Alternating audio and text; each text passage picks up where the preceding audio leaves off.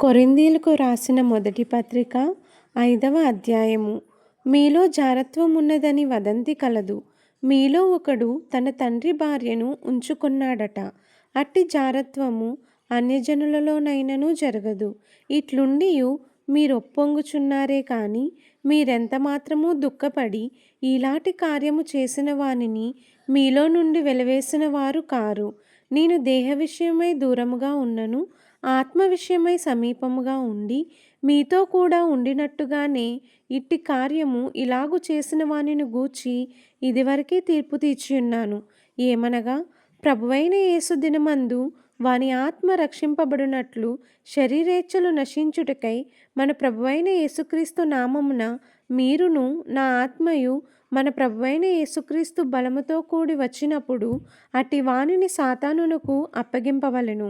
మీరు అతిశయపడుట మంచిది కాదు. పులిసిన పిండి కొంచెమైనను ముద్దంతయు పులియజేయునని మీరెరుగరా? మీరు పులిపిండి లేనివారు గనుక క్రొత్త ముద్ద అవుటకై ఆ పాతదైన పులిపిండిని తీసి పారవేయుడి.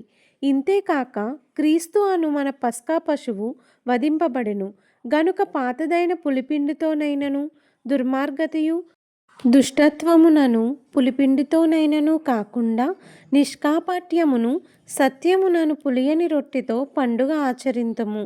జారులతో సాంగత్యము చేయవద్దని నా పత్రికలో మీకు వ్రాసియుంటిని.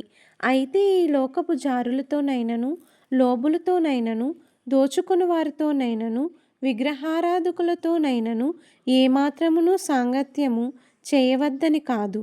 అలాగైతే మీరు లోకంలో నుండి వెళ్ళిపోవలసి వచ్చును కదా. ఇప్పుడైతే సహోదరుడనబడిన వాడెవడైనను జారుడు గాని లోబి గాని విగ్రహారాధకుడు గాని తిట్టుబోతు గాని త్రాగుబోతు గాని దోచుకొనివాడు గాని అయ్యున్న ఎడల అట్టి వానితో సాంగత్యము చేయకూడదు, భుజింపనూ కూడదని మీకు వ్రాయుచున్నాను. వెలుపలి వారికి తీర్పు తీర్చుట నాకేలా? వెలుపలి వారికి దేవుడే తీర్పు తీర్చును కానీ మీరు లోపటి వారికి తీర్పు తీర్చువారు గనుక ఆ దుర్మార్గుని మీలో నుండి వెలివేయుడి.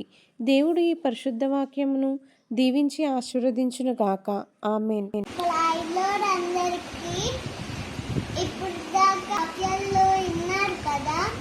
వినండి, మరి కొంతమందికి వినిపించండి. యూట్యూబ్ ఛానల్ని లైక్ చేయండి, షేర్ చేయండి, అలాగే సబ్స్క్రైబ్ కూడా చేయండి.